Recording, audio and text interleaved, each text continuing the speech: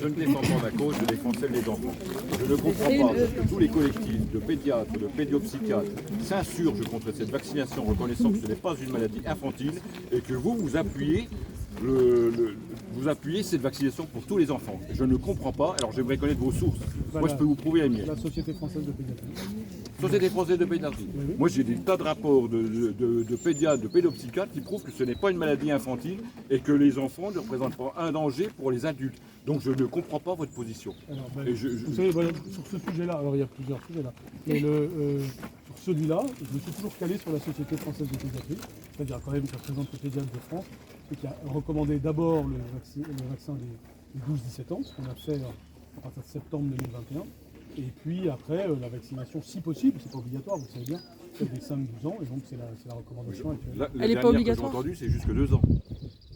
Non, après, 2 ans, c'est plus mon domaine, si je puis dire. Je suis d'accord, c'est plus votre domaine, mais moi je ne comprends pas qu'il y ait 350 collectifs de psychiatres, de pédiatres, de cardiologues qui disent que ce n'est pas une maladie infantile, et moi j'aimerais bien savoir qui est dans votre conseiller scientifique de pédiatrie. Je vais essayer de répondre à ce que vous avez dit aussi, mais on va manquer de temps pour aller sur tous les sujets, mais sur le vaccin des enfants, on a d'abord été extrêmement prudent, attentif, on a attendu ce que l'OMS a pu en dire, et on est allé progressivement, donc on a fait les 12-17 ans. C'est grâce à ça que pendant toute l'année dernière, les collèges et les lycées ont pour l'essentiel été ouverts.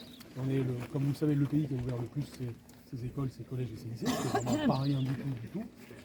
Et s'agissant de l'enseignement secondaire, c'est en bonne partie grâce au fait qu'on a eu un des meilleurs taux de vaccination des adolescents. Oui, mais je ne suis pas convaincu que la vaccination était obligatoire pour les enfants. Donc pour moi, pas de vaccination. Elle ne l'est pas. Alors, combien de personnes vaccinées ont eu le Covid pour les enfants alors qu'elle ne sert à rien. Ah non, ça ne sert pas à rien. Il n'y a pas de... Les collégiens c'est pas une maladie. sont moins malades. Non, moi je ne suis pas d'accord. Une vaccination doit protéger l'individu et le groupe. Si on doit faire 3 à 4 injections, c'est une injection mais pas une les vaccination. enfants ne représentent pas un danger. Donc je ne suis pas d'accord. Je ne prétends pas être épidémiologiste, je ne vais pas avoir un long débat avec vous là-dessus. Mais ce que je peux vous dire, c'est qu'on a le taux de vaccination des 12-17 ans parmi les meilleurs d'Europe, on est les 3 meilleurs d'Europe. Et effectivement, les 12-17 ans étaient moins malades quand ils étaient vaccinés que quand ils ne l'étaient pas. Voilà,